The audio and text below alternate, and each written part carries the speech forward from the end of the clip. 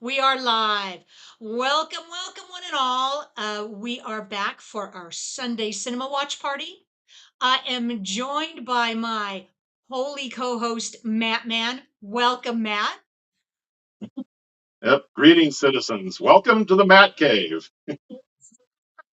Um, so, to all of you viewing, this is going to be a fantastic, fun, campy time. I am so excited for this movie. We're going to go all the way back to 1966 for the Batman movie, full of nostalgia for any of you that grew up on the reruns of the show. I am a big fan. I know, Matt, you're a big fan, and I hope you guys out there are big fans already. If not, maybe this will get you in the mood. Yep. We're Um, it's like this year will be the 60th anniversary. oh, you are right. I should be right because I also turned 60. So Oh my gosh. Yeah, we were talking right before we went live. The show debuted like the yep. year before you were born, right? It was just a month after. I'm December 65 and Okay. Batman premiered January 66. There you go. 60, it's hard to believe 60 years has just flown by. Um, all right, so we should all be queued up right at the intro of the 20th Century Fox logo. It is then going to take us right into the awesome, exciting intro we don't want to miss. And let's see, without further ado, so this movie's about an hour and 45 minutes long. Um, Without further ado, Matt, you want to give us a countdown? Everybody should be synced up. Count us down, and we're all press play. Okay. Holy countdown, Bat fans. 5, 4, 3, 2, 1, play. Play. Oh, this is so much fun. And I have been seeing over on Discord all the pictures that you had posted, Matt. So you're like the perfect co-host for this. Um, I needed to get it all out of my system because I can't post during the thing because I've got to have my camera sitting on my tripod so you can see my video. yeah, this is a lot of fun. This is obviously a comic book iteration of Batman. This is not Christopher Nolan's or Tim Burton's versions of it. This was just a fun, and you were saying, Matt, that it was on Wednesday and Thursday nights when it aired. Right, it aired. Yep, Um, back to back. So yep, your perilous yep, cliffhanger was resolved the very next day. exactly. And so I grew up on the reruns, which never showed in order. So you would watch a show, then it would have the cliffhanger, but then the next episode that I'd watch would not be the resolution of that cliffhanger. So the way to watch the show in reruns is to watch those two parters together. Um, and then of course between the first and second season, we had this movie come out, um, which brought all of our favorite characters, except for Catwoman, Julie Newmar. Um, and we can talk later on that about why she was not in the movie. There's conflicting reports. Um, yeah, Eric, this movie is older than me. Yeah, this movie is probably older than all, if not most of us. Um, yeah. But yeah, let's start off. I want to do a shout out to all of you who have joined me, taking time out of your Sundays to have a movie, uh, a show, and some entertainment. Let's see. Over there in YouTube, we've got Matt, we've got GH Zoner, um, we've got Calbot, we've got Eric, Johnny Devick. Um, let's see, am I missing anybody? Yep, we've got Um, this is no. produced by William Dozer. he is also the iconic narrator through the movie and all the Batman TV episodes. There you go. And there's a lot of in the people in the chat that have not seen the show and have not seen this movie all the way through. So we've got a lot of info to bring you, a lot of fun facts. I'm sure Matt's knowledge on this is going to far exceed mine. Yeah, that's Um, back back in the year 2000 when the Sci-Fi Channel was still the Sci-Fi Channel spelt correctly. They did a trivia game on the website called Mind Probe, and I was playing that until I noticed all the uh, all the trivia games were, written and credited to notable actual authors. Until one day I noticed the player's name up there, and so I just asked them. I go, "Hey, can anybody write a trivia game?" They said, "Sure." So I started writing trivia games for the Sci-Fi Channel. One of the games I put together was Batman trivia, oh, and I, of course, themed it. And Sci-Fi Channel was running the episodes at that time. But yeah, a lot of people hadn't seen the episode, and they were getting quite angry because every one of my questions started with a holy blank, and people are going, What are you doing? What's wrong with you?" I'm like, "Oh, please watch the show. Come on." it's an homage to Robin. Anybody who has seen the show or knows anything about it, that is his tagline. Yeah, and there Um, is over 350 holy blanks. oh, see, this is right up your alley. Even Um, even yeah, when I met Burt Ward, I made him sign holy autographs. You've got plenty of the pictures that showed you you meeting Burt Ward, I met Adam West, Burt Ward, Adam West, and Burt Julie Ward, and Newmar. yeah, Julie Newmar. That is awesome. Yep, Um, and then I all right, also well, let I worked with Lee Merriweather on the set on the Barnaby Jones, and you said and you were an extra and you had met yep, her. yep. As we're passing the bikini workout section here, that's Jack LaLanne. Oh, the real Jack LaLanne, That's the real Jack LaLanne. and Yep. that I is the I also bad like part. how we've always set up. Yeah, the '60s Batman was a dedicated do-gooder, not the dark, brooding vigilante where that everyone else is familiar with. Right, and in the show and in this movie, there is a interesting relationship that he has with the commissioner with the city. It's quite a bit different than uh some of the other what iterations of Batman, like you said, the Dark Knight, Tim Burton's. You get a very different relationship that Batman has with the city itself. But the, this is absolute family fun entertainment. Um, And I think you, we're getting a comment. We're talking now about the bat phone in the car. I think when I read the trivia, they actually, I think 1947, there were phones available to put in your car. Not yeah, and you just had to be a millionaire of the Bruce Wayne level probably to afford one. yeah, I have a feeling the show and the movie, a lot of it is targeted at the younger audience.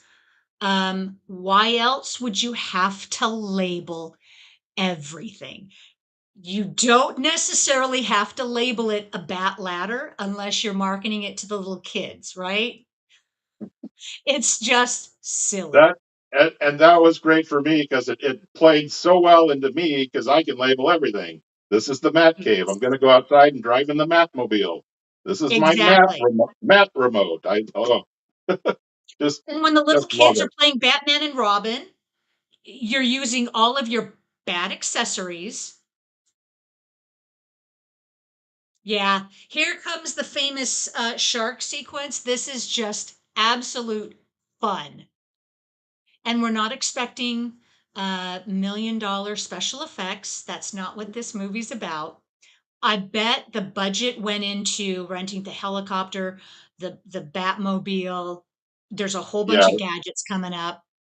yeah. This, The this movie Batcave. was this, this movie was the big nudge they needed to increase the budget to to build. They got all the vehicles and everything they put out for this movie so they could put it in the show, and then none of it shows up in the show. I think the Bat Cycle might show up once, Yeah, but there's this, just no comparison with the show's budget and the movie's budget.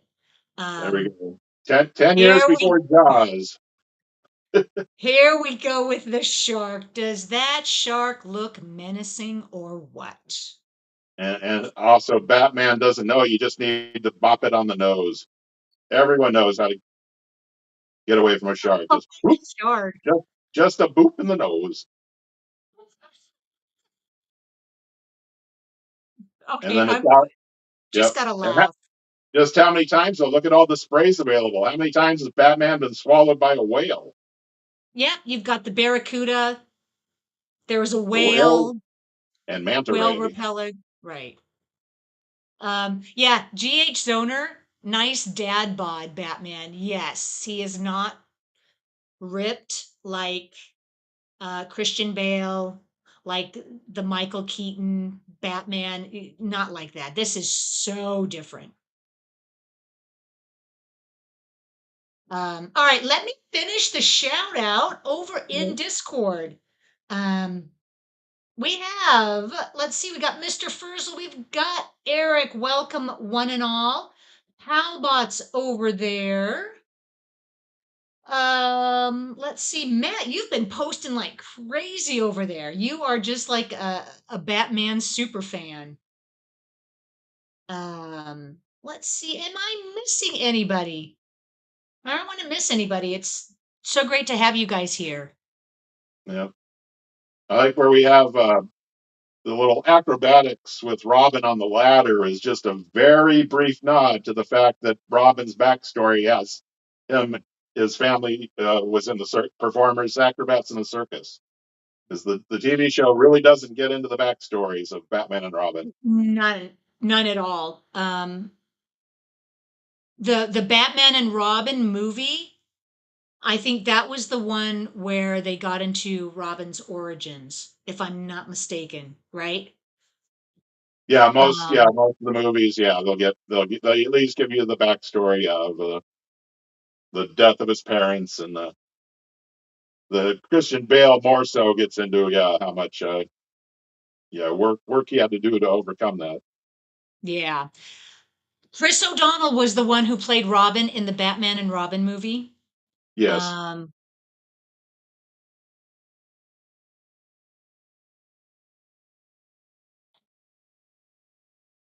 um, yep. Oh, want to shout out GH Zoner. Yes, also known as Hell If I Know.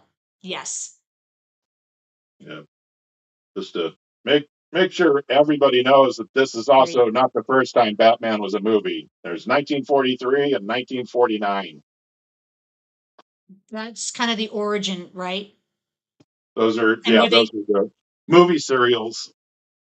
yep. And I think this movie took that, or the show took inspiration from that to get the show going. And then it kind of just moved into getting Well, this movie placed between the first and second seasons.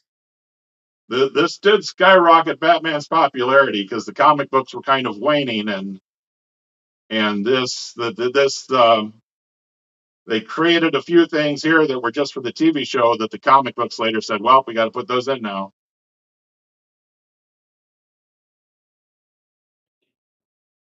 Like here, Chief O'Hara, he is created just for the TV show, and then later got a comic book appearance. We also Yeah, this have is this core group here. So we have Batman, Robin, Commissioner Gordon, and Chief O'Hara, and then also add Alfred the Butler. All those actors are the only actors who appeared in all 120 episodes of the show, plus the movie.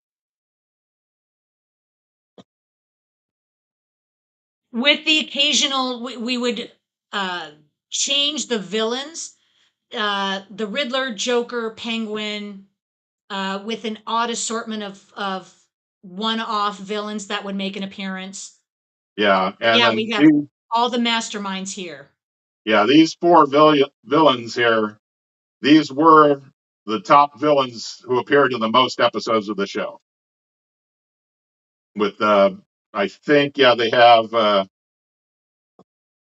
Joker and Penguin tied for being in like 10 stories, but then each story being at least a 2-part episode, and sometimes there were 3-part episodes. And then you get a lot of crossover because some of the episodes at the very end said, tune in next week to watch the Joker. And they would show the Joker. So then the Joker gets credit for being in an episode he wasn't in. So it gets really hard to figure out who made how many appearances. Unless you went there and counted them up. But it has been a while since I've seen the show. Interesting comment, GH Zoner. Comrade, wasn't the Cold War still on? Yes, it was. And to have someone of with an obvious Russian accent would have raised flags. But it's okay. So there you go. Johnny Devick. GH Zoner said all the white makeup in the world can't hide that stash. Yes, it is obvious. And Johnny Devick is saying he refused to shave it. So here's a fun fact, Matt. Did he have the mustache in the TV show, and did he refuse to shave it? Yes. Yeah, they tried to cover it up, but there's no way you can cover it up. Yeah, I'm seeing in the bar they keep showing this couple kissing, and I was wondering if I need to go look back to see if that's the same couple from the opening credits.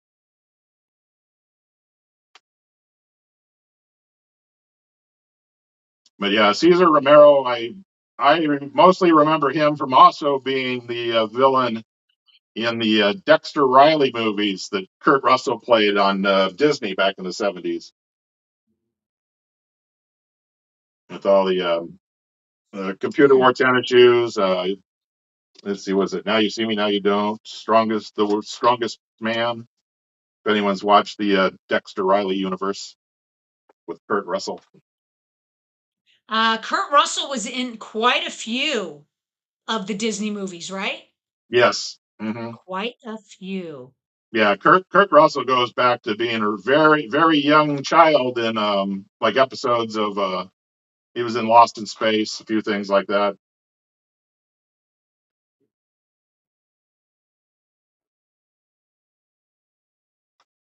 Yeah, I think this also because we also have right at this time, starting a little earlier, but 65, we have all the Irwin Allen shows. We've got Lost in Space, Voyage to the Bottom of the Sea. They're all appearing at the same time, and Batman, I think, had a huge impact on them because we see, like, the first season of the shows are all very serious and black and white. And then a year later, after Batman starts, suddenly all those shows are in color and goofy as heck. That's true. Lost in Space, the first 1 or 2 seasons was in black and white, wasn't it? Black and white, and a very serious adventure, very serious drama. Same with Voyage to the Bottom of the Sea. They were all into Cold War, spy espionage, and intrigue. And then, boom, the next year in bold living color and fighting seaweed monsters. Very interesting. And I think back then did they call it Technicolor? That was the coloring process of the film. Made it bright colors. I always now remember that popped into my head as like, now in living color. Yes. Well, Cesar Romero certainly does a fun Joker character. His filmography is longer than, I mean, you name it. He has been in everything. And for him to show up in this show is just kind of silly, but he nails the role.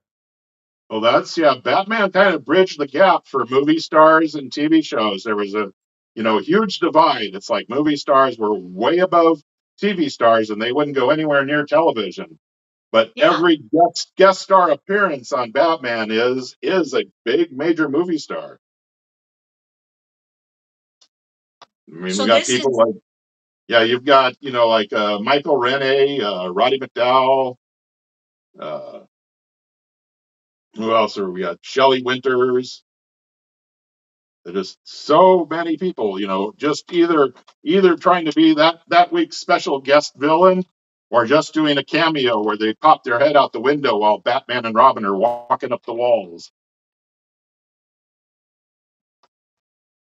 do you have a list of all the big name guest actors, guest villains on the show?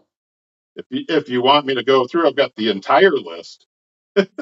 I bet you do. Yeah, because I guess this would be a fun show for them to make an appearance and get their name out as okay. Um, Everything in the Batcave does not have to be labeled. It's for our entertainment and for us to know what it Well, is. yeah, It's but see, just silly. he's got his bat sorter, but there over there he's got his magnifying lens, which is just a plain old magnifying lens. It's not a bat magnifying lens.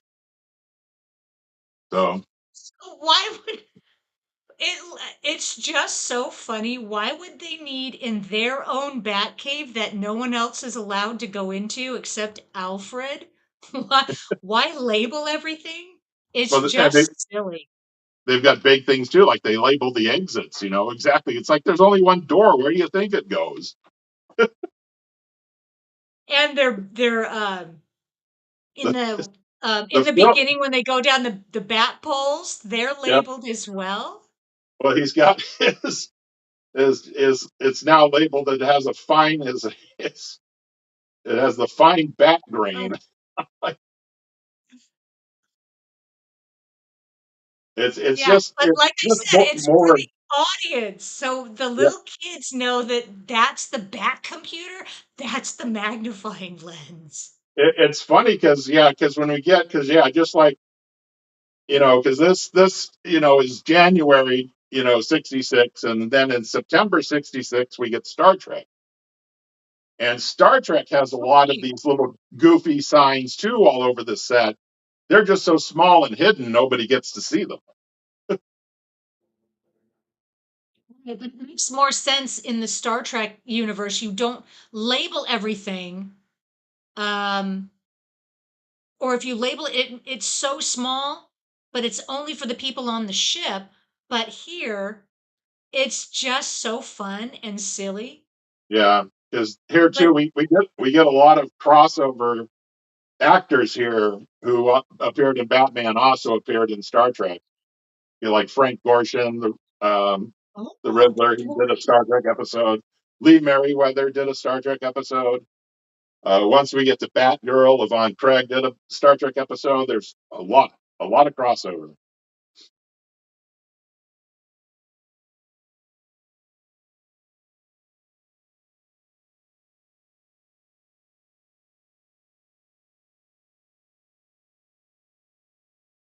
um, okay, interesting. This when this came out in the theater, believe it or not, one point about 1.4 million was the budget for this. Um, and it actually did, I think, under 2 million in box office receipts. And I think when it was released on VHS as a rental, it did a lot better. Um, yeah, and it was not a blockbuster, I guess you'd call it, in the theater, but it did okay. Um, all right. What else? What else can we say about this except Because this, it's just as we're fun? talking about too, is like as we're aboard the submarine here. This is the sea view from Voyage to the Bottom of the Sea. They're using the same set. Interesting on the speedboat, they have Robin has got some earphones, whatever you call it, the earphones on. Um, but of course, when we saw him close up, he does not have them on. Yeah, Eric, they don't have all the labels in the submarine. Why is that? Uh, Here we have, now we're going to see Robin the Bowie Wonder.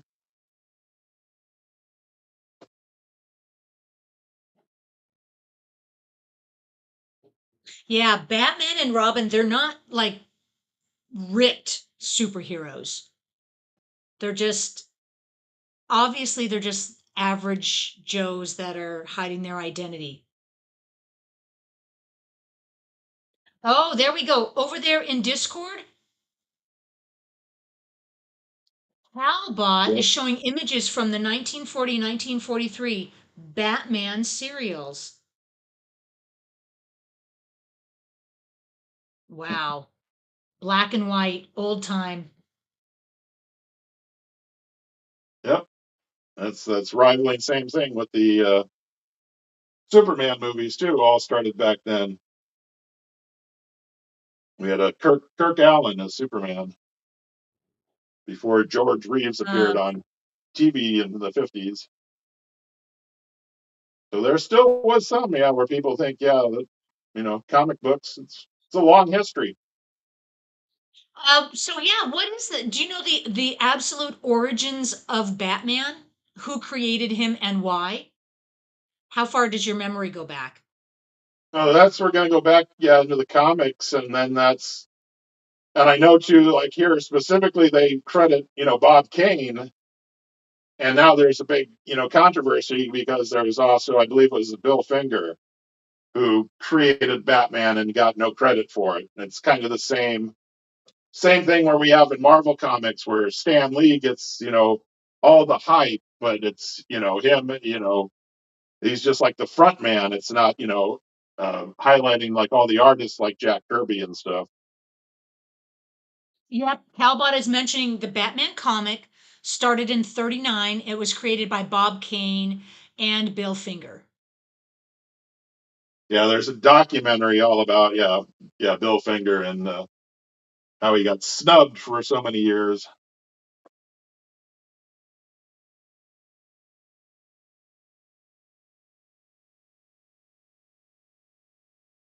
And here we got, yeah, Batman relying on all the gadgets in his utility belt. And I think the most outrageous thing he pulled out of his utility belt in an episode was a actual folding ladder. His belt. Very clever, Batman. Calbot is also mentioning that Bill Finger Doc is good. That might be worth a watch. And this is yeah, even Batman here now resorting to the very very common science fiction trope of got a problem, just reverse the polarity. Star Trek does that a lot. And if you really like research it, reversing the polarity is not something you can just flip a switch and do, but Yeah, whatever. that's the yeah big feature also of the John Pertwee's Doctor Who, and that would be around the 70s, so little around the same time as this, I think. Well, the good fun about movies like this is that it does not take itself too seriously. Um, That's yeah, movies you don't are. need to take it seriously. I can't see our younger generation. They just can't fathom and get so confused when things don't follow reality. And it's like it's a movie. Everything's made up. It's you're supposed to be fun. It's Yeah, supposed to be and really imaginative. suspend your disbelief for the duration of the show and just enjoy it for what it is. Um, the actors in this movie are Yep. obviously having fun. There. Um, Thank Calbot for posting a John Pertwee Doctor Who.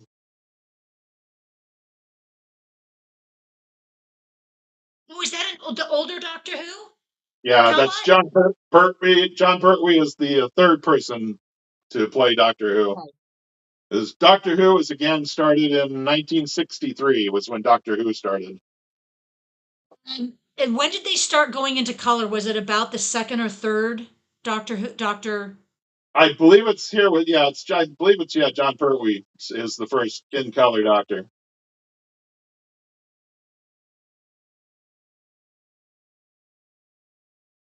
So Calbot is saying there's several doctors in that gift. There's two doctors. That's that's the Doctor and the Master, his arch enemy. Oh, okay. I just want to say a shout out here to these guys who are playing Tiddlywinks. It's like, my goodness, I haven't played Tiddlywinks in forever. And you can tell they're good guys because they've labeled their stuff classified. I'd waste. And they just, you would think that they would outrank Batman, but they're acting like they work for Batman. Yep. It's this interesting relationship. Everybody in law enforcement or the military is acting like they work for Batman. Because I think Batman is just that brilliant. And it's kind of fun and comforting to watch the movie. And knowing Batman's the smartest man in the room. Yeah. I like here as we're mentioning, that they sold it to P.N. Gwynn. That just made me think is like, well, maybe P.N. Gwynn is just the brother of Fred Gwynn from the Munsters. Obviously, this military officer didn't put two and two together. Oh, Calbot says that's a moving gift if you click on it. Oh, yes, it is. He reversed the polarity of the neuron flow. Yep. See, they do it all the time.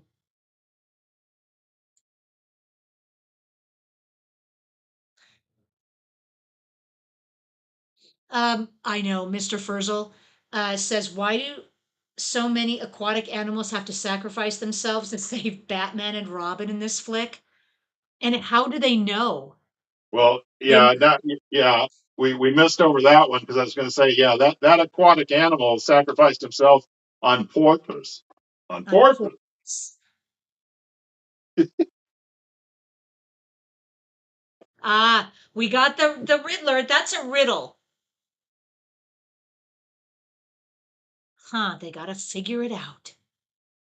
Can you imagine being a supervillain and your superpower is riddles? But now we had to focus there too on Batman and Robin always put on their seatbelts because they earned a public safety award for teaching everybody to buckle up. Yep. And if you noticed, or maybe it's the scene coming up when they're on the water and Robin he's the last one out because he's undoing his seatbelt. Safety first.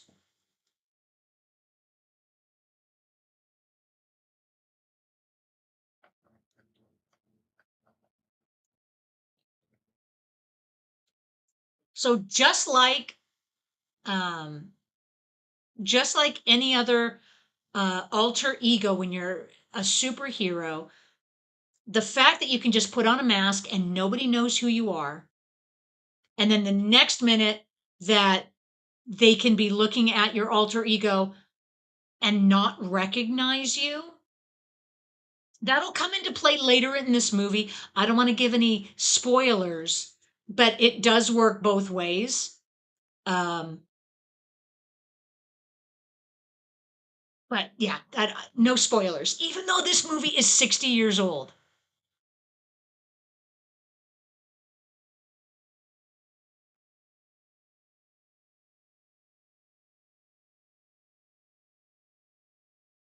Catwoman in her claws. I love that touch. She's Well, taken her role very seriously. yeah, I like too how each villain has a section of the bookcase there assigned to them, and they're all marked private because we know, the supervillains will respect each other's privacy. In a clubhouse. This is like a clubhouse on the wharf.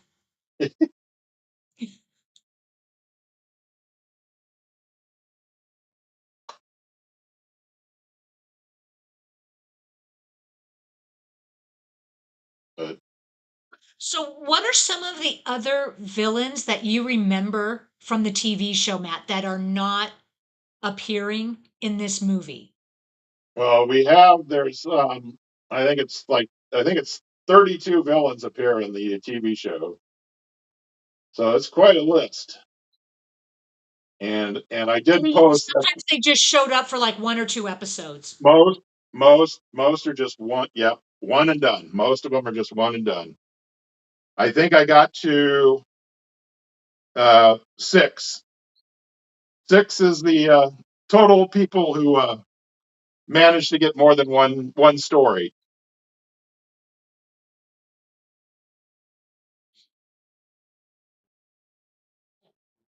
Oh, thank you, Mr. Furzel, is reminding us about Egghead, Yeah, played by Vincent Price. That is a great picture. yeah. I liked. Yeah, we had Roddy McDowell as the bookworm.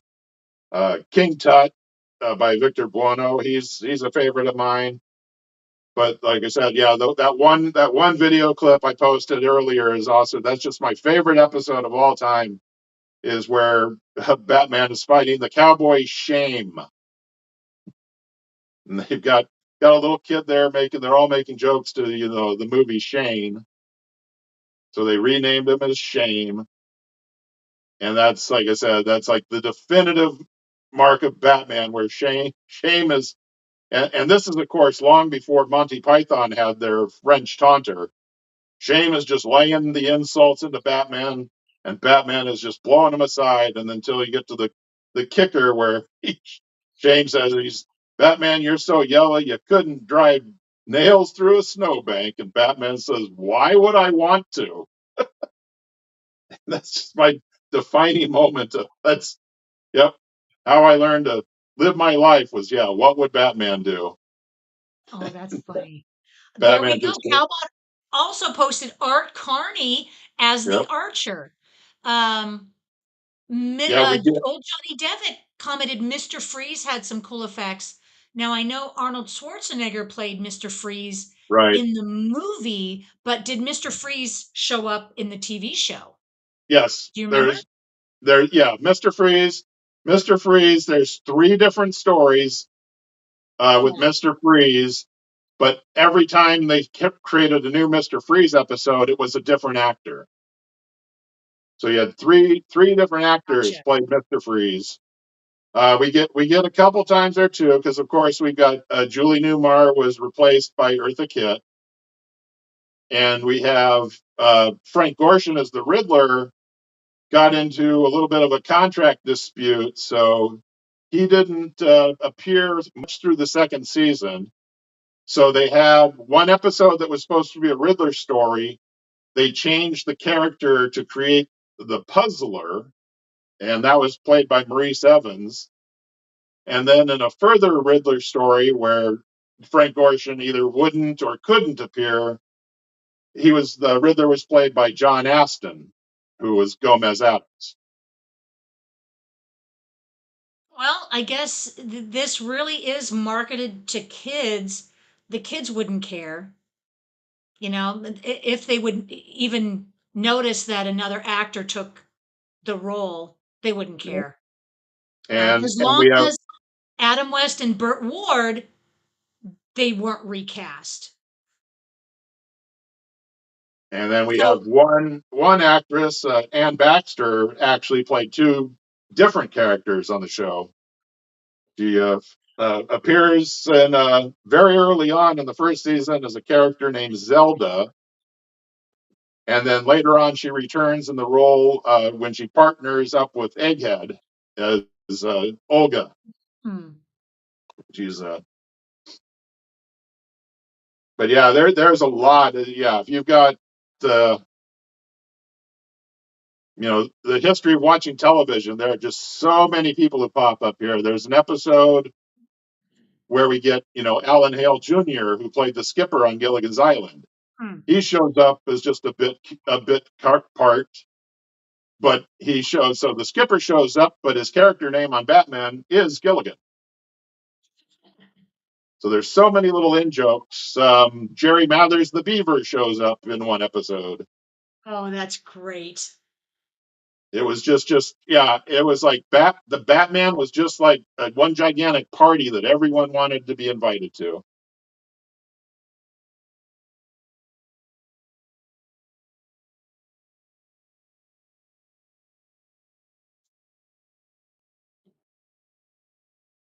Yeah, like this. The photo Cowbot's posting there of the Riddler. We get the fancy 3-piece suit that Frank Gorshin is wearing. He demanded that because he got tired of wearing. That was another thing. He didn't want to wear those silly tights anymore. Yeah, it is a cool jacket with the vest. So speaking of um, your altered identity, um, Catwoman here is doing the exact same thing. Um, she is actually Kitka, the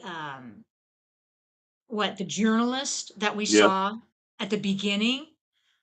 So she's also playing two roles, and obviously Bruce Wayne slash Batman has no idea. So I guess in this universe, in the superhero universe, it's real easy to fool people. You just put on a mask.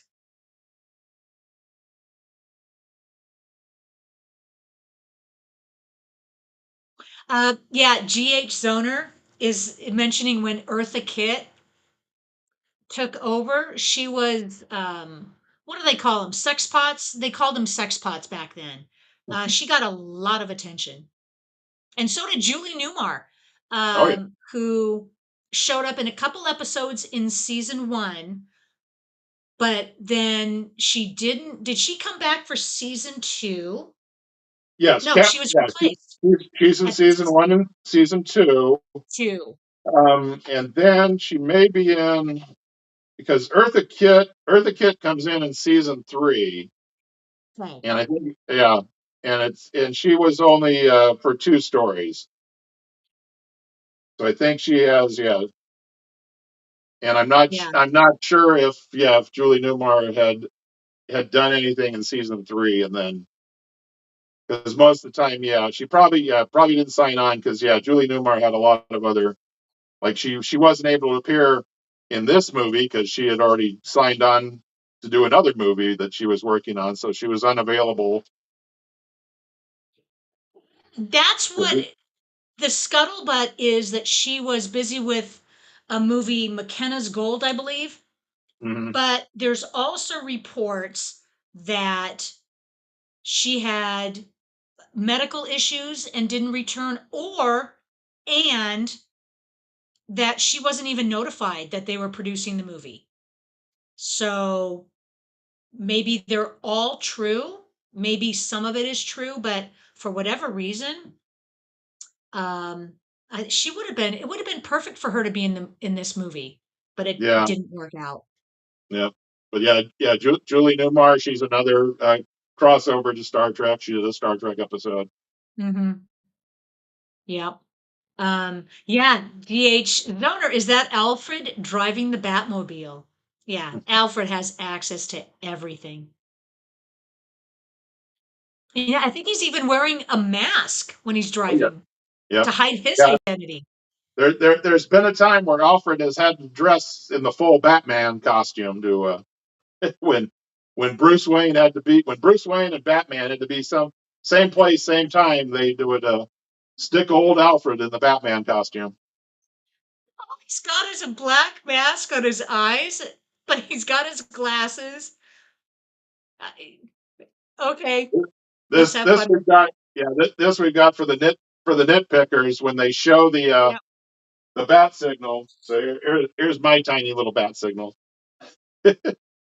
When they show the bat signal there, the silhouette on the signal itself is not the same silhouette image in the sky. So for nitpickers, there you go.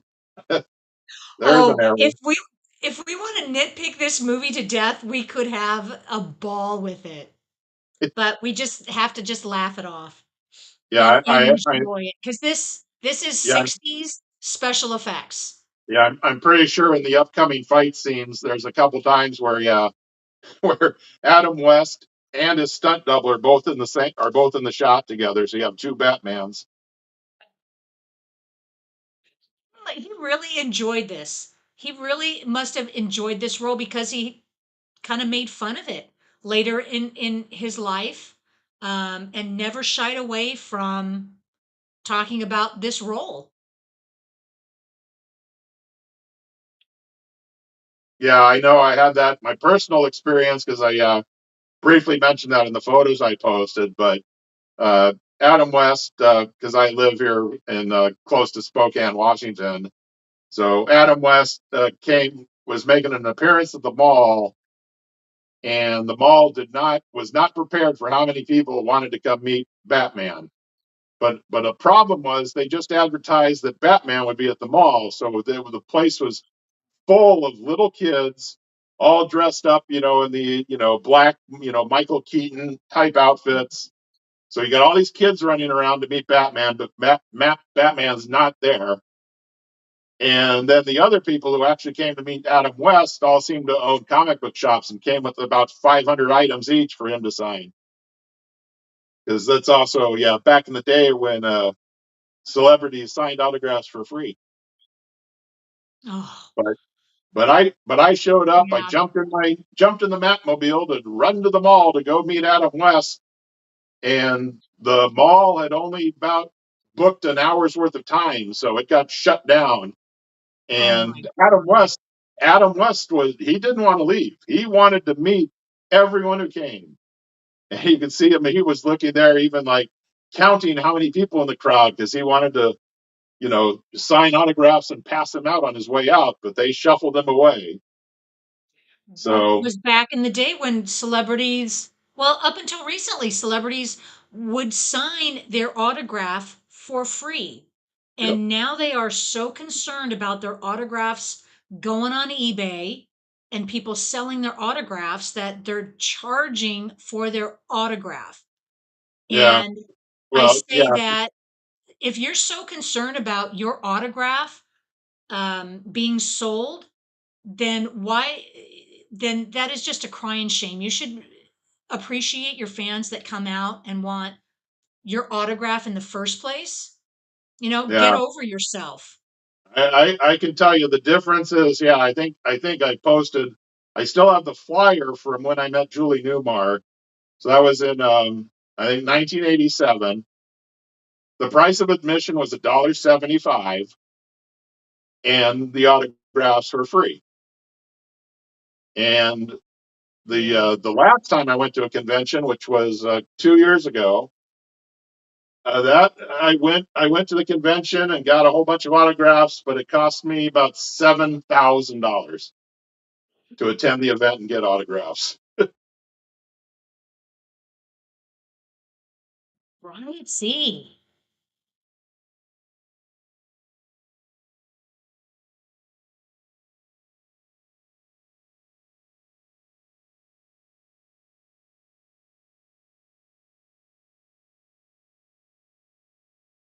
So Bruce Wayne, so mind you, this is back in the mid 60s. Bruce Wayne is um, involved with a Russian journalist.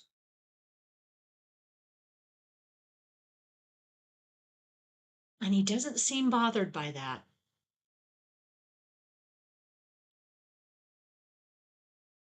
Here though, but he's portrayed as such a wholesome gentleman. But I also Oh. blame Adam West. It's like not he taught me all my morals and how to be a good person, but it's probably also why I never got a date until after college. Well, he's a horn dog at heart, I guess. Bruce Wayne is his alter ego. Okay, we can nitpick this fight scene. None of these punches are landing. and we can obviously see that. So But it's I will fun. say, yeah, I will Batman say, versus them all. yeah, comparing this to like especially the Tim Burton Batmans, you can see a lot of carryover, especially in the villains. We see a lot of here compare here Catwoman, this Lee Merriweather and Julie Newmar, compare them to what we got from Michelle Pfeiffer, but just yeah, always meowing, always you know uh, just purring and constantly cleaning. It's all there. You can see the influences in all their later movies.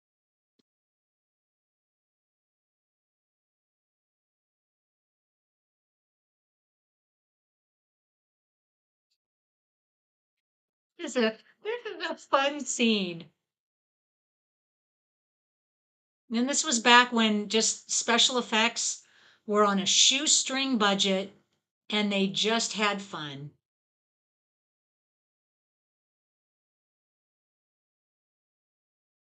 Oh, Johnny Devick. I love Arkham City. Best Batman game.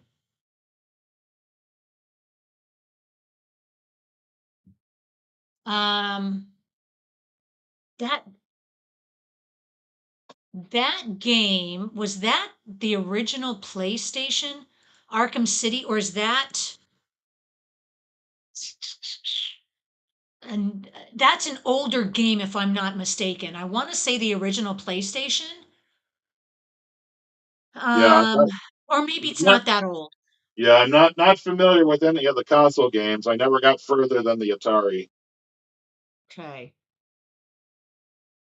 Okay, Batman Arkham City 2011. Okay, I thought it was just a lot. Yeah, Johnny Devick says probably 3 or 4 PlayStation. Yeah, I thought it was a lot older.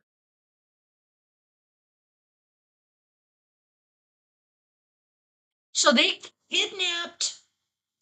I mean, the plot of this movie is so simple. They kidnapped Bruce Wayne in hopes that Batman would show up because they need Batman and Robin out of the way so they can fulfill their devious plan. And do we know what their plan is yet?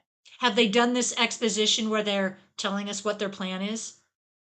It's just simple. Take over the world. It's simple. And they have to start with the United World Organization Security Council in that building that we saw earlier. Um, okay. So that game was on the Xbox 360. That was way back when. Okay. There you go, Johnny Devick. Yeah, there was Arkham Asylum, then City, and then Arkham Knight. That was good, but not better. So in the Batman universe, you've got movies, you've got television shows. There was a mention of the Batman animated movie. And who was that mentioned that and was asking if anybody had seen it? Because that was relatively recent. Um, Yeah, there's plenty of animated yeah, and there's, shows. I mean, Batman is as old, if not older, than Superman, actually. Yeah, Um, Superman comes first. Superman was 1938. okay, Batman came out in 39, so yeah, all within the same time frame. Yeah, Johnny Devick, there is so much Batman.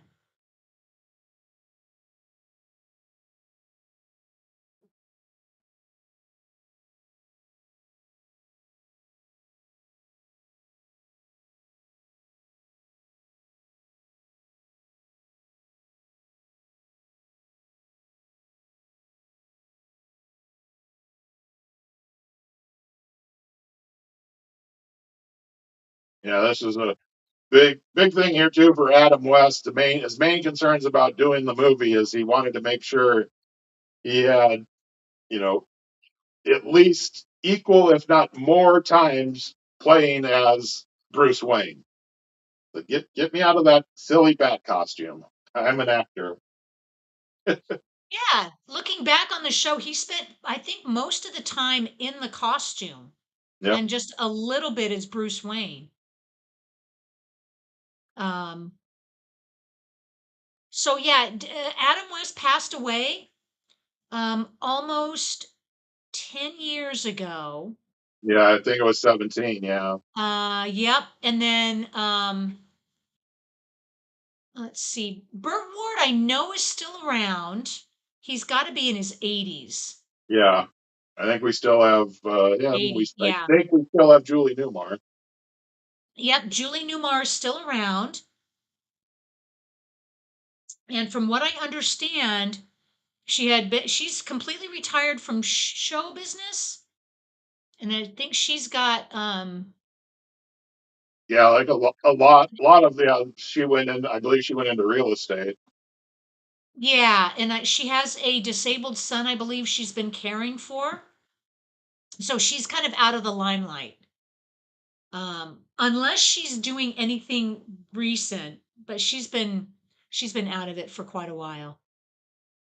Yeah, I know when I met Burt Ward, he had a company. He you know said I just wanted to meet him and get an autograph, and he wanted to sell me dog food. So he Ward? has his own, yeah, Burt Ward has his own line of dog food. Well, good for him. And he actually wrote a book.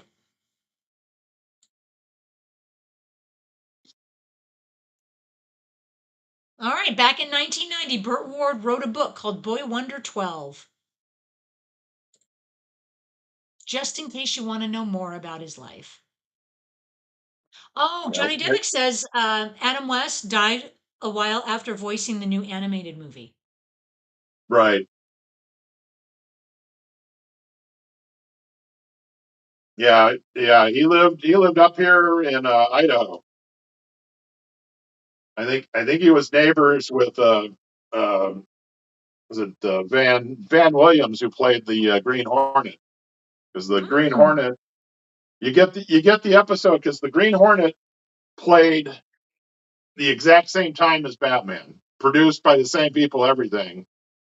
And there's a Green Hornet uh, crossover episode in Batman, and then of course you have Green Hornet's companion is Kato, who is played by Bruce Lee.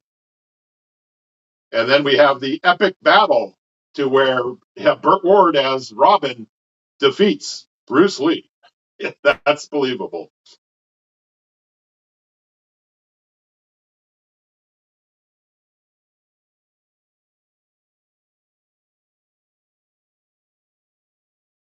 So these heavy hitter villains, Burgess Meredith, Cesar Romero, and Frank Gorshin, I wonder how they had negotiated their contracts for this movie since they all have to share airtime and they don't have, this is not a dedicated movie to either one of, like any of those. If they had to negotiate how much time they are on screen, Oh, like down to the minute, to make sure no one is billed higher than the other, no one gets more screen time. I was going to say, if we go back to the credits, the top billing went to Catwoman. She was listed first in the opening credits. So That she was she the bigger star at this point? She might be. She might have been. yeah, that'd be difficult to who's because I know it's like yeah, because Burgess Meredith goes on to be probably equally or more famous as Mickey in the Rocky movies. So like I said, yeah, Cesar Romero. I like I said, I just remember him from the other Disney movie I saw, so I'm not familiar with his career. Frank Gorshin is just I know him just again from Star Trek, and then he's in Mhm. one of my another cheesy favorite movie of mine, Invasion of the Saucermen. So that stars Frank Gorshin, but other than that, not really familiar with their work. Lee Invasion, Merriweather that's a goes, new one. Of yeah, the Saucer Men Invasion of the Saucermen. from 1957. Yep. Hang on. I'll get him. I'll get him.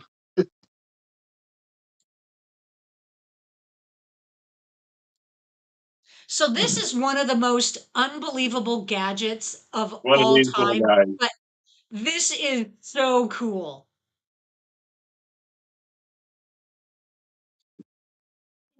An instant dehydrator. Oh, dehydrator, I should say, because it's labeled.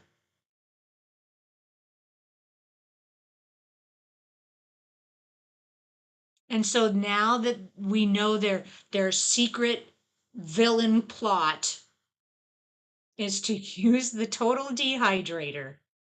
This, yeah, right. I posted a few things and This I is said funny.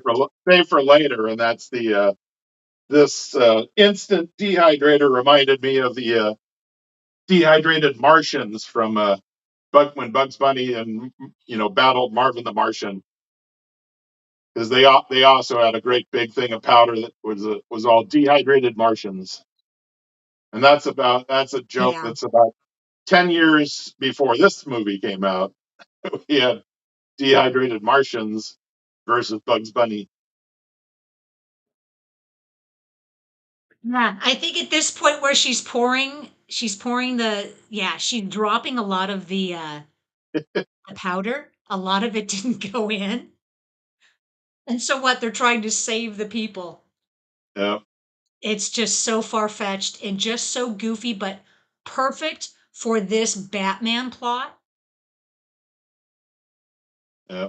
That also where Penguin also reminds us that be careful, they all have mothers. That was just an ad lib line from Burgess Meredith.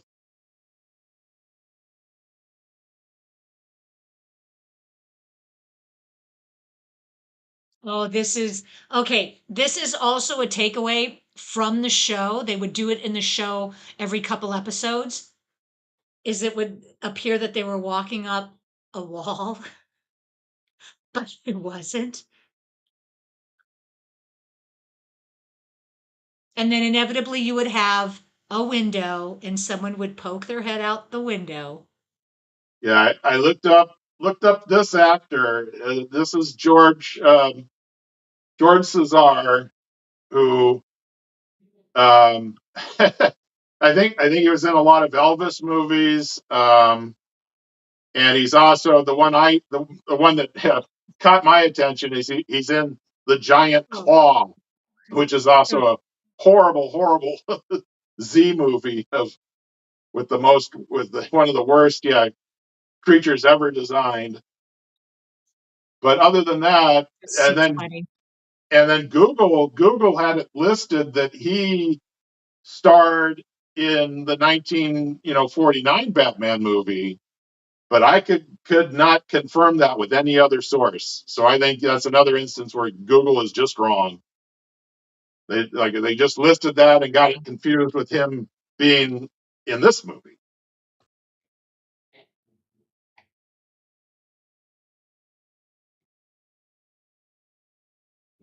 So yeah, the one that you're referring to, the 1949, it's a 15 chapter serial released in Right. 1949 by Columbia Pictures. Right. Yep. Back in the day when you had to go Yeah. to the movie Back in theater the to watch day. one episode and show up next week to watch the second episode and so Yeah. on.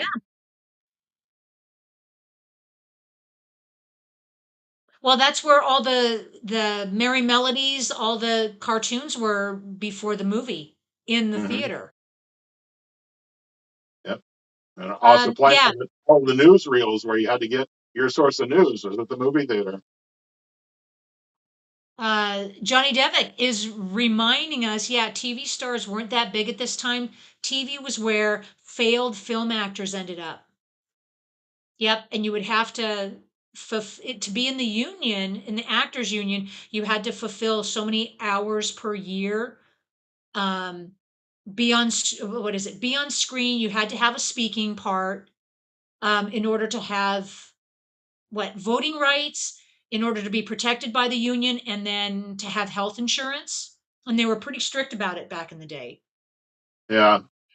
That's funny here. I just caught another continuity hour because apparently somebody moved the Batmobile because it's not parked in front of the sign it was when they parked. Right, there's that same kissing couple. Yep. Could be a The different kissing one. couple. But this, if nothing else, I go, this is the iconic scene. It's like, what is remembered most? Batman with this bomb or him fighting the shark? It's like, which beats it? Which is the top memory for, or the pop culture? Right. What is Some the days you best just goofy can't get rid of a memory bomb. of this movie? This is so goofy. This bomb has been, the fuse has been lit for about 5 minutes now, and nobody seemed to be bothered that he was carrying this lit bomb.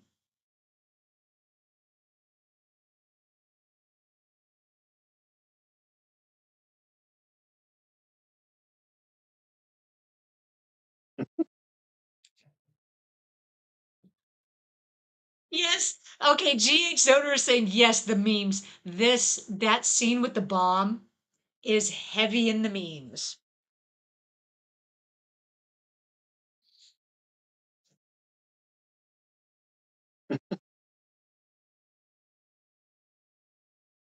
Just a reminder, you know what? They all have mothers, and yeah, they're all human beings. Yeah.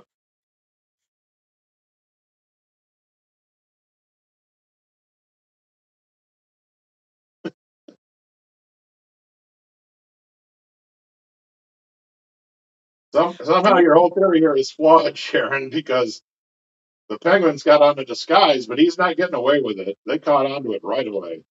And I was going to say, thank God Batman and Robin weren't like, yes, old man, we'll help you. I mean, that would just be too damn silly. Yes, thanks, guys. Okay, GH Zoner, drinkers are human beings. And Cowbot saying, yes, drunks are human too. Yep, they can And be yet Batman's the rehabilitated. hero and saved everybody.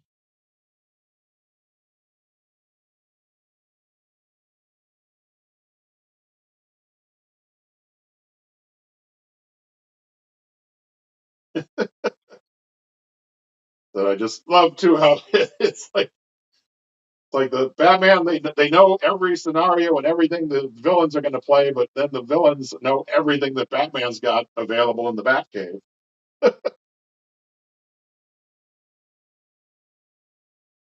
It's just silly of the Penguin to think that's a disguise that that will just put on a hat, put on a jacket, and no one will know who I am. Even though I've still got the monocle, I've got the cigarette and the same voice.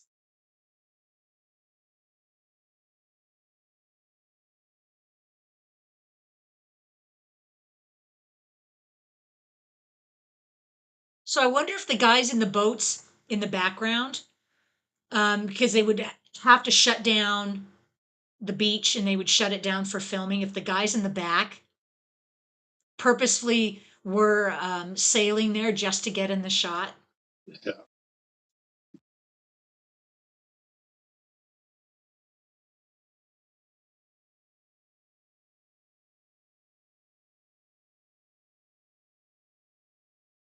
And I've always wondered, at some point, with the Bat Cave obviously being on, some kind of dirt road, um, not very well hidden in the brush, if maybe just one day some kids were playing in the area and came upon it in the entrance to the Bat Cave, then it wouldn't be so hidden anymore. Because it's really not that well hidden. And all you'd have to do is just follow the Batmobile and eventually it would go back to the Bat Cave. It's the '60s. It's a different time. You put up a sign that says "Keep out secret lair," and you respect that. Yep.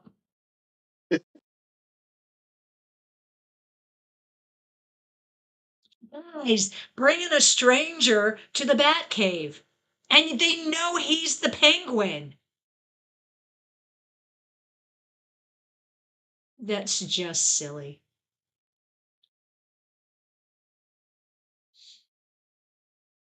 Okay, here's where we need a GIF. Somebody post a GIF of Doc Doc Brown and Marty talking about things that are heavy.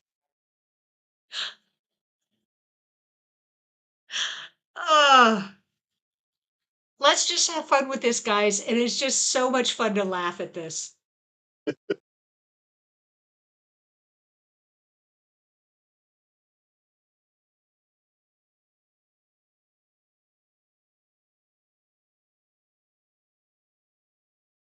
Come on. Did he see this the note that said danger, danger? It was labeled.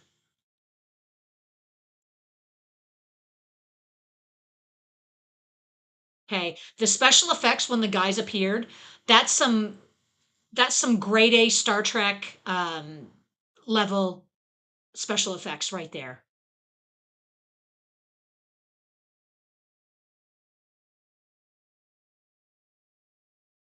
Wait, did I miss the part in this movie? What does GP stand for? It's guinea pig. Guinea pig. Gotcha. Yep. That was also, yeah. Throughout the He series was too, that's another one is what are all the henchmen labeled? Sometimes they're thugs, sometimes they're goons, sometimes they get individual names, sometimes they get theme names. So I would think the villains would have their T-shirts printed. They would get bulk pricing.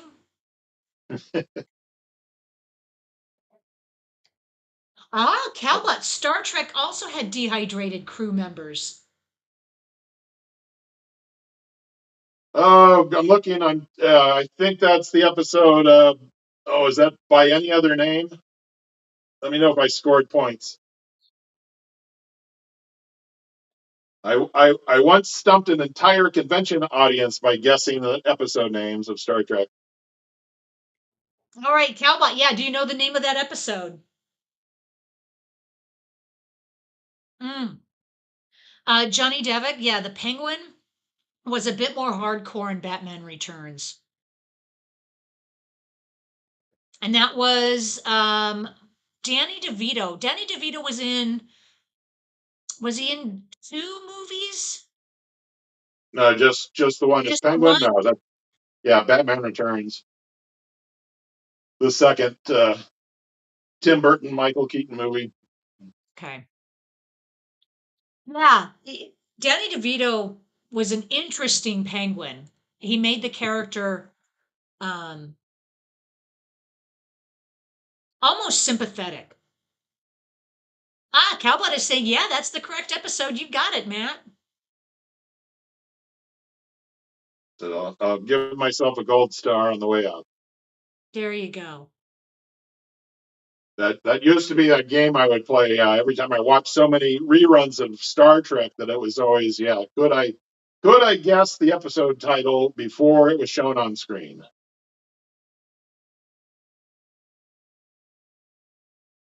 Uh-oh.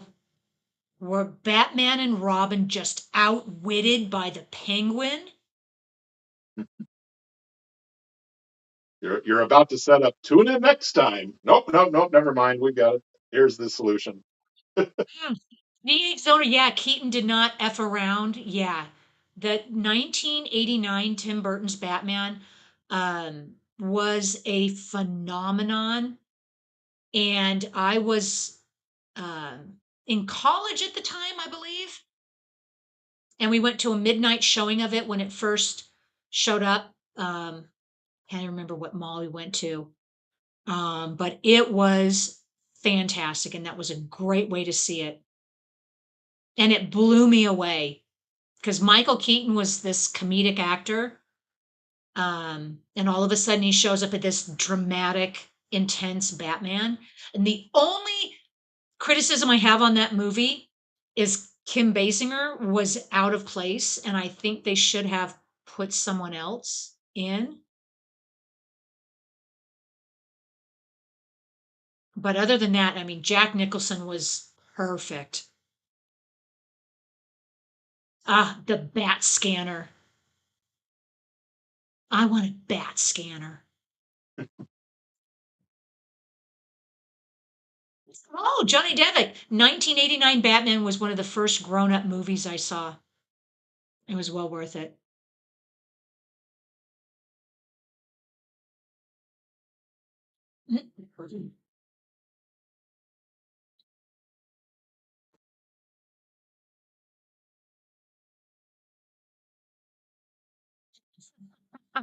Okay.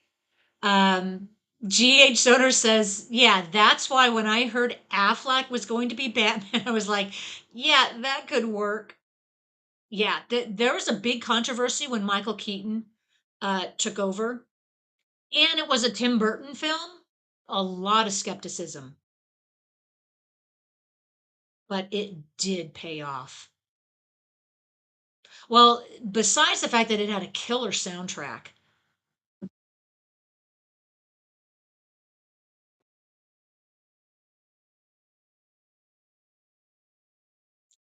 Uh, we've got rockets going off, and there's got to be some kind of violation shooting rockets off in the city.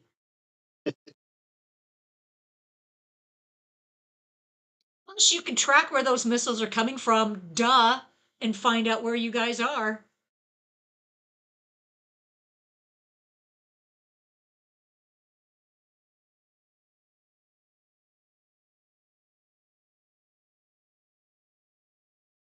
Why am I just noticing that? Yeah, the Riddler has his section of the Periscope marked off with the question mark. Everything is labeled. Yep. Oh, Johnny Devick saw the James Bond movie of that year as well, but Batman was better. Oh, the James Bond movie of that was 1989. What James Bond was that? Anybody remember? I'm doing a Google search, but if anybody can come up with that. I was gonna say yeah, I was gonna say the Living Daylights, but that would have been wrong. Ah, anybody got a guess? Oh, I remember that. Yep. Cowbot GH got it. License to Kill. That was um Timothy Dalton. Was that also Oh, the Grace Jones? Timothy Dalton took af it was after Pierce Brosnan, I believe.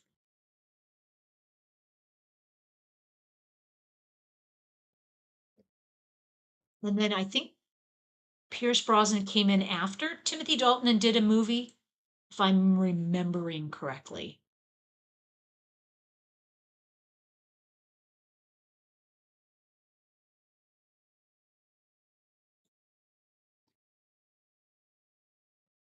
Yeah, none of the Bond stuff captured my attention to keep track of all that. Yeah, okay, I am remembering it right. Johnny Devick says Brosnan starters after two Daltons. Okay, yeah. Ah, Now we have a I'm hearing, henchman, a pirate henchman. yeah, I'm hearing Dalton, and now Dalton is just making me said, well, now let's watch Roadhouse. Ah, there you go.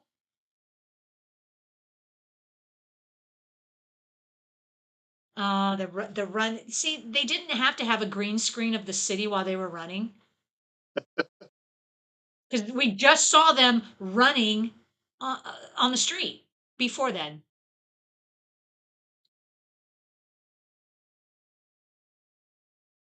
Yep, there we go. That's like I said, look up just Google Batman and Robin running. Get some hilarious gifs. Yeah, were you the one that put Yeah, the the Pee Pee Wee Wee Herman Herman. in his bike? Yeah, it's just everything you can imagine them running away from. Somebody even made them running away from themselves. Oh, that is funny. That is ripe for the gifts. We have not done Pee Wee Herman's movie, have we? I've been Yeah, I meaning don't to think. do that. No, Big Adventure, Pee Wee's Big Adventure. We haven't done that, have we? no.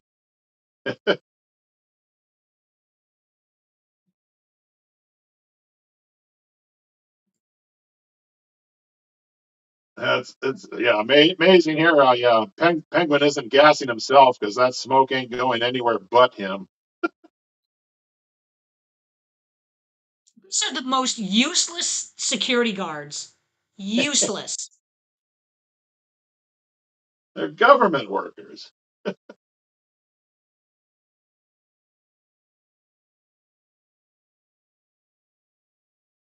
So has Penguin got an immunity to that gas? Is it ever explained, or is that just like a plot hole that, eh, It is we now don't that like the you're now like the Princess cares? Bride, and he's developed a resistance to iocane powder. Hmm.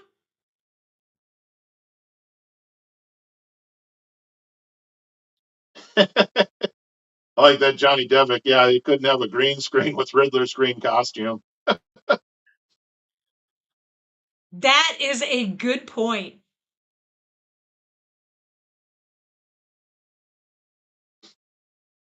So all the world leaders are in the same place at the same time with these nincompoop security guards at the ready.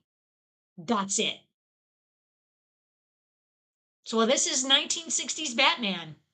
I'm still gonna say it's like hey kids, look, it's the '60s and everything. The world is in chaos. It's always in chaos.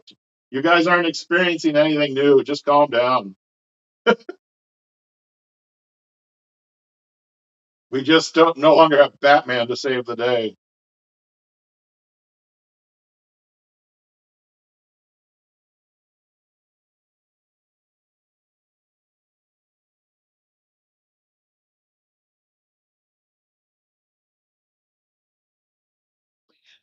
Well, in 19 this was filmed in 66. Um there was a lot of world tension that was being felt here in the States. Um yeah, and it was during the Cold War, so a lot of the movies reflected that.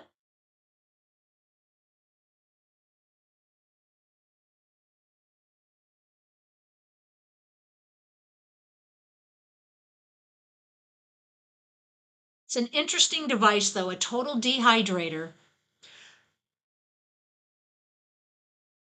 But you should be getting a lot more water, don't you think?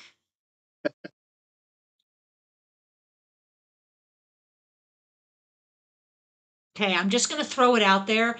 If you want complete world domination and you've just vaporized all the world leaders into powder and you want complete domination, you would not save the powder. You would just blow it into the wind, right?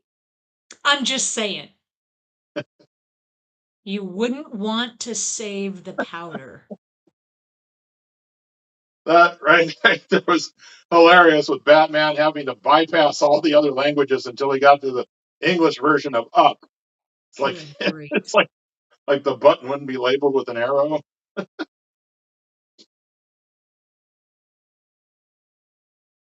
Well, everything is labeled, but here everything is labeled in every language. It didn't seem to stop the bad guys.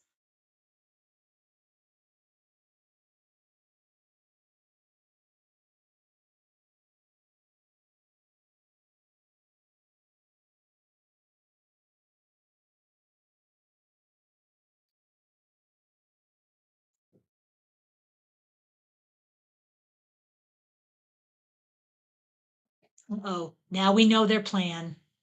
And we have about 22 minutes for them to save the day. Are they going to save the day, or do we have to come back later for the conclusion, for the exciting conclusion? That would have been just yep, the hilarious if you had to leave the movie and Yeah. come back. Mhm.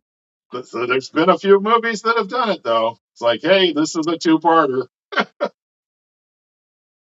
I think yeah, the Avengers got away with it because yeah,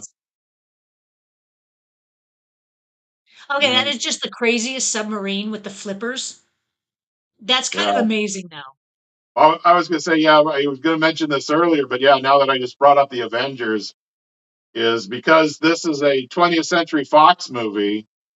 This makes this the only DC Comics character Ooh. that wasn't owned by Warner Brothers.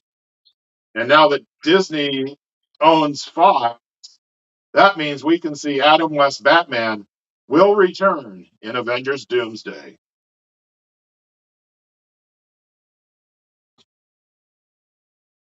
So they just own the rights to pretty much every superhero.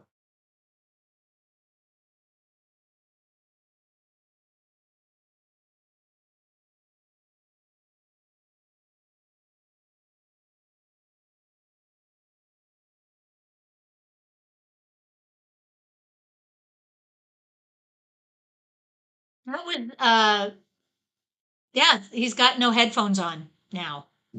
Um, that other scene was just reused from the previous scene.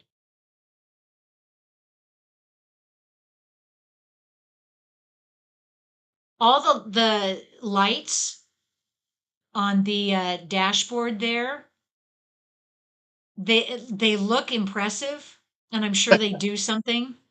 But at least in Star Trek, when they have the lights, it looks more what professional, and it looks like it actually does something. This is just like pretty lights in a row.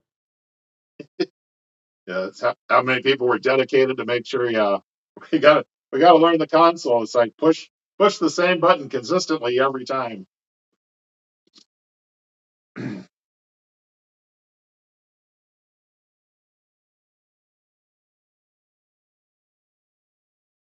So Batman could see a homing device on the nose cone with the little binoculars with a Polaris rocket uh, being fired. Okay, that's impressive. Oh, that's great. Calbot posted a picture of some spices that look exactly like the vaporized Security Council.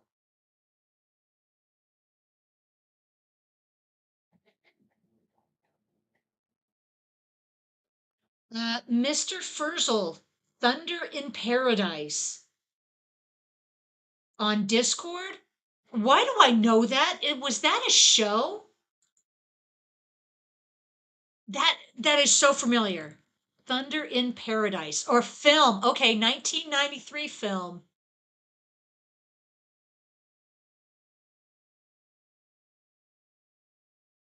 In a Super Bowl called Thunder. There we go.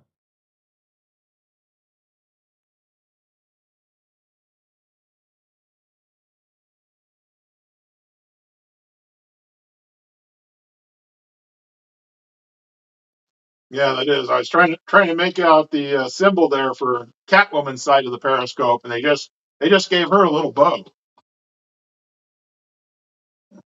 Not very cat-like, feline, just a little ribbon.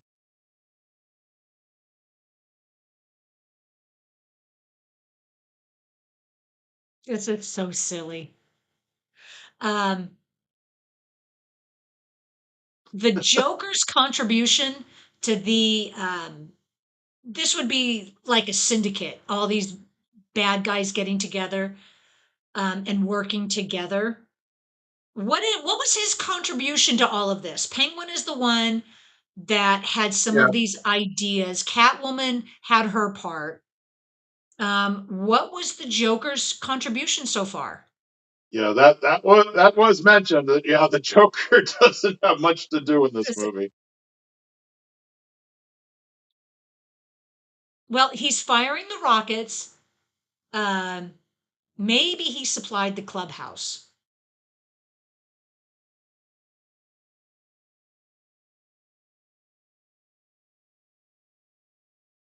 I said, yeah, his appearance in this movie is just a joke. Exactly. Hey, G.H. Zoder, Joker has his mustache. Yes, there's that.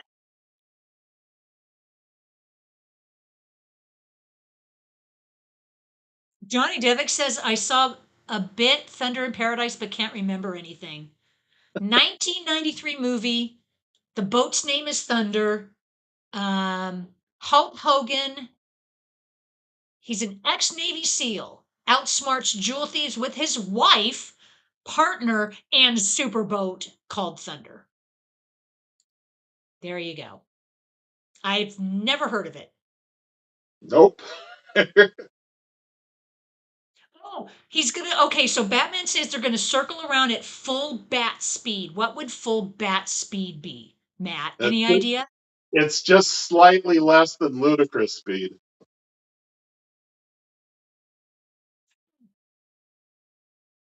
There you go.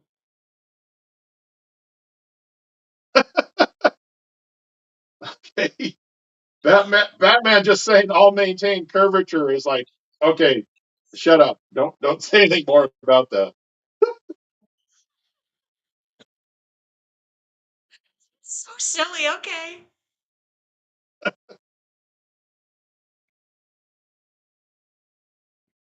Oh, and we should mention, like, the real captain of the submarine doesn't know he's being held captive. They fooled him into thinking he's on dry dock somewhere. Is that the gist of it?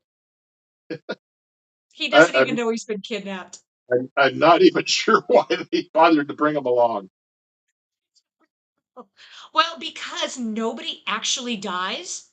This is the beauty of a comic version of a superhero, is that nobody dies. When this is made for kids, family entertainment, they have to keep it wholesome.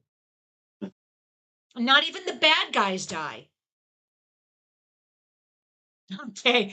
Calvin is saying they have to stay under ludicrous speed or they risk going to plaid. Oh, Yeah. yes, I, Mr. I'm Furzel, yeah, yes. I'm Only glad somebody experts understood on that TV and reference. movies would recognize that. Thunder in Paradise.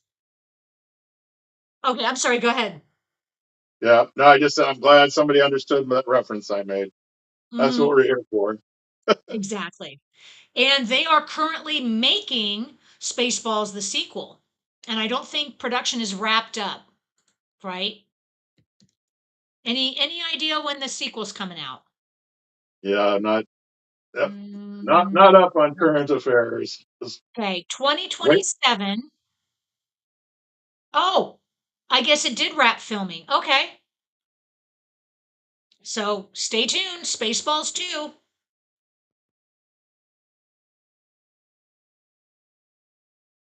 So they've done enough damage to the submarine that it's resurfacing. So now we can go like head to head, bad guy, good guy, and just finish the job, right? We've got 14 minutes.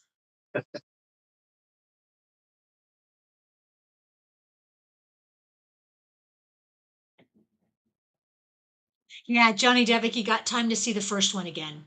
Probably next summer, I would anticipate it coming out.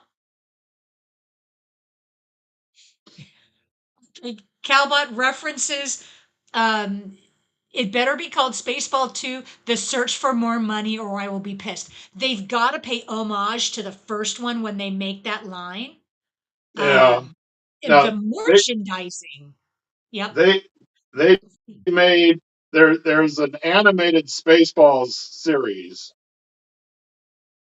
that I finally bought and I turned off about 5 minutes of the first episode. It is just terrible. Okay. The added thwack, thump is directly from the TV show. It is what I would look forward to. Um, all the little what special effects, when they would get into the zwap, bonk, and all of those are so much fun. Yeah, that's like I said. The only thing I've seen, yeah, where somebody did that same feature and did it really well is Scott Pilgrim versus the World. Is that done? Oh, Yeah, by Edgar I by haven't Edgar. seen that. Yeah, Edgar Wright. That is just like a beautiful tribute to this, obviously. But that movie is made. It just actually looks exactly like you're reading a comic book, and they brought it to life. It's Ah, just amazing how that's filmed. That's another one we should definitely add to the list. Scott Pilgrim, I remember seeing that. I've never actually seen that movie. amazing movie. It'd be a great follow up to this because it's definitely paying homage, but just a fun movie. Loaded with superstars too in that.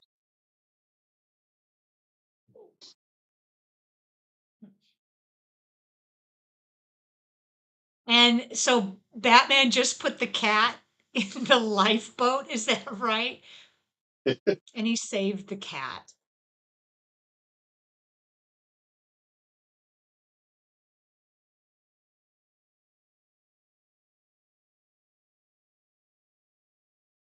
Yeah, this has got to be on a sound stage somewhere. Um, Yeah, this this is is not. probably. I'm thinking this is probably the same tank where they filmed Star Trek, the Star Trek Four, Uh, where yeah, they with the saved the whales. whale. Yeah,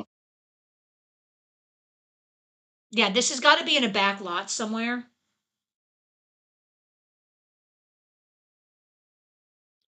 Exactly right, Calbot. The cat would immediately poke a hole in the raft with its claws. yeah. Absolutely.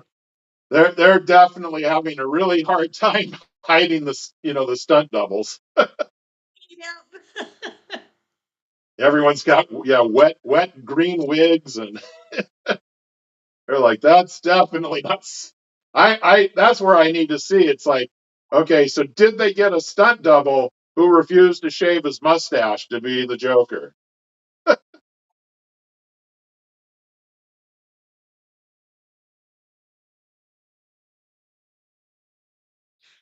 I'm sorry, tripping. She tripped barely, and her mask came off. I'm just shaking my head. It's just, it's a plot point. So now the realization, but he knew that before. He knew who she was before. Oh, he's devastated. Look at him, totally hoodwinked.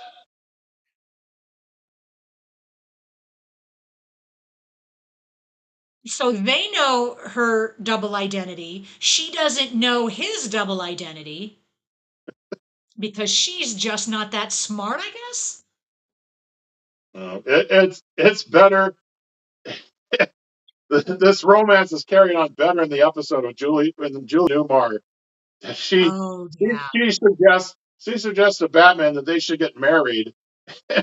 Batman says that's awesome, but what about Robin? And Catwoman just goes, "We'll kill him."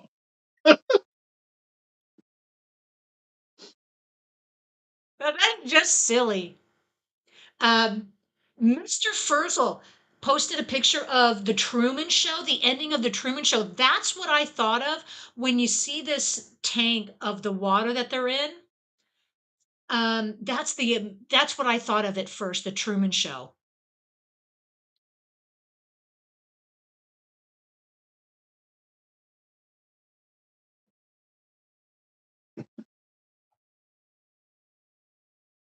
Oh, you done messed up.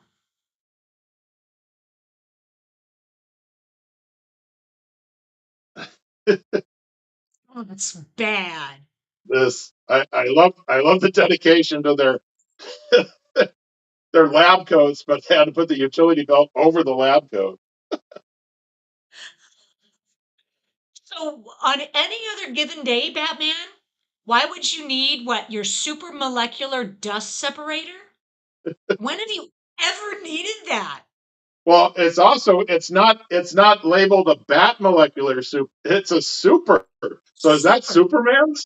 It belongs to Superman. It's super. Hey, good point. But when in any other circumstance would he have needed that?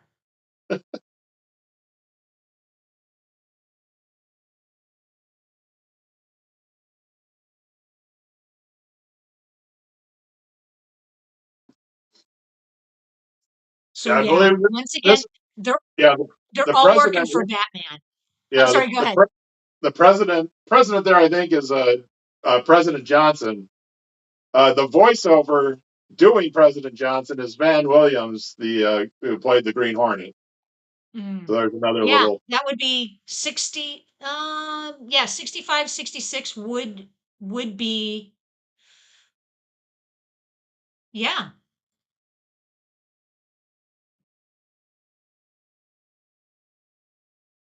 because he would have taken over after JFK's assassination.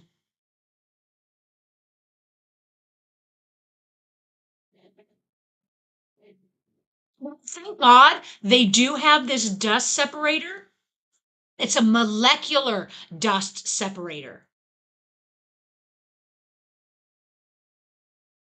So how would they do that? Would it have to analyze the DNA of every particle and separate them into the vials? Well, I think it just comes down to like, yeah, that they're all colored, so you just got to sort them by color. Oh, yeah. And that's assuming you got every single particle when you what vacuumed them up. This, Just this, to, this here, all the different colors in the tubes. That's what reminded me of Otter Pops, where I posted that earlier. Who remembers Otter Pops? that's true. Of course, they would have to color code them for the movie because in reality, when you dehydrate someone, they're not what green, purple, red, brown, yellow. Yeah, it's just silly. Oh, Johnny Devick is saying this would be a cool ending if we see the bad guys on death row. Yeah, they should be held accountable. But if they were, then we wouldn't have them in season 2 and season 3. Yeah, yeah. This is yeah. From the first season of the show, there were no team ups. So this is the first Right. team up. And then after that, season 2 and 3, multiple team ups, but never more than two at a time. So this is the biggest team up we ever got. That's right. I would have to revisit the show because I forgot how much fun this Batman is.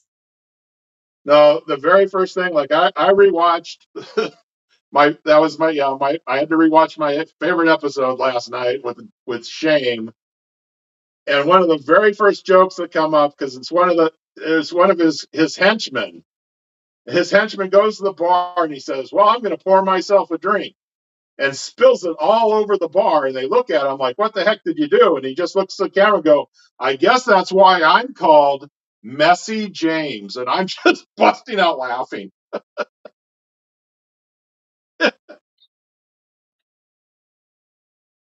Oh God, it's just so yeah. If you need it, just if you need a good laugh, you need to have access to these episodes. Hilarious. Yeah, I mean, it doesn't take the world political system seriously. Um, it can't.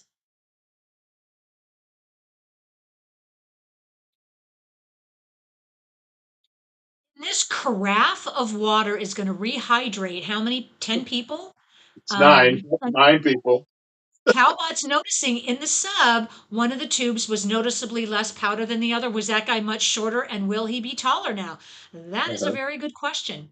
In the amount of powder that you become, is Yep. it depending on your weight, your size, your Well, density? well, it's also What?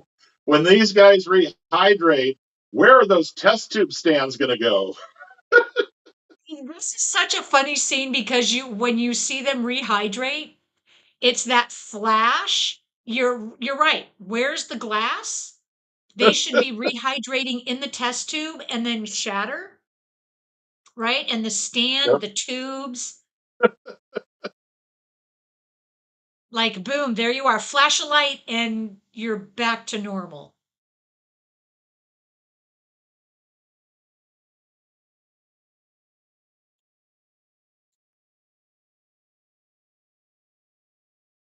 The And one, world one, one or two, was where waiting what for all this stock footage is actually from. What are these I'm people actually guessing happy World War about? II.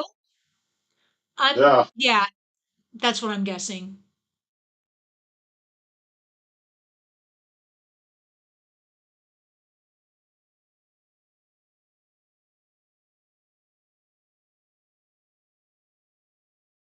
I think the least of the problems now is that they're all speaking in different voices. yeah.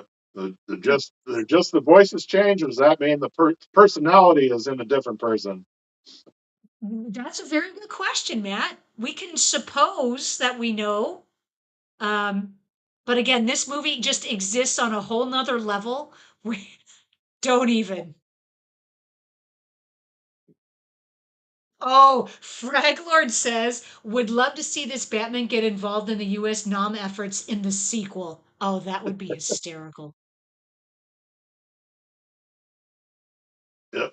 Batman saves the Cuba Missile Crisis. Yeah. Maybe Batman goes undercover in NOM and puts an end to the war a lot sooner. Yeah, yeah. Oh, That was funny there because it's. I'm watching the subtitles where they talk. They're now going to descend on the bat ropes, but as it's spelled, it looks like it's bat tropes. well, we have a lot of those too. Um, oh, how do you all feel about on a future watch party having a war movie? And I can think of several. Um, yeah, I was thinking about Full Metal Jacket. Yeah, that might be a little too heavy. I don't know. Yeah. As I say, you can go what Apocalypse Now. You could go. Yeah, I can go Platoon. I can go some of the older ones. I could go some of the newer ones. Um, I don't know about that, but yay! Batman and Robin are the heroes, and they've saved the world. Yay! What do you think? I think two resounding thumbs up. Yes, just absolutely. Yep. Just awesome. Made my whole weekend. Good. This was campy. It was light. It was fun. And I'm so glad you guys. Oh, Mr. Furzel says Guns of Navarone. Oh, that's a good one. That's from the 70s, 79, I believe. Um,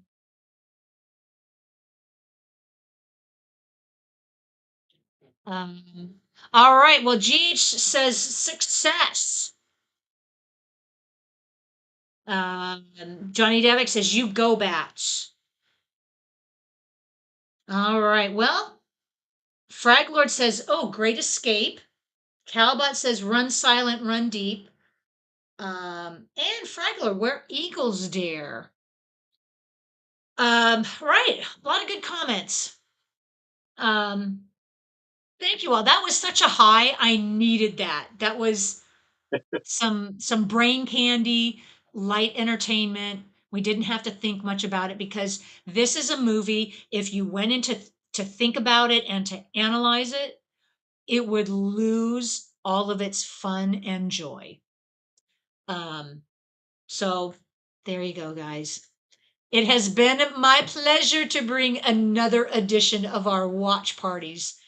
Thank you, Matt, for being here. This was great. Absolute pleasure. Just love it, love it. Yeah. Um, okay, so let's move on to next week. Yeah, if you guys noticed, I had not put a poll up for our Western. Um, I will be doing it. I got caught off guard with a few things this week, but yep, I still have the Western in the forefront of my brain. I want to come up with a really good representation of a Western that you guys want to show. So I will be putting a poll up. Um, you know what? I might be changing next week's.